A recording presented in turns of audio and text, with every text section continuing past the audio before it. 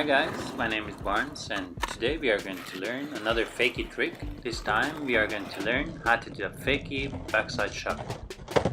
Hopefully you practice your shove it rolling in your preferred stance.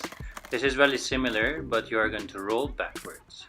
So the foot position for this trick is your front foot on the tail and your back foot over the bolts. For this trick you will use mostly your front foot to scoop your board behind you, and your back foot is there to stop and catch the board. Practice a bit in stationary and then start to roll and practice while you roll. And that's all. You learn how to do a fakie backside shove it. Keep practicing and stay tuned because every Thursday is a new trick coming.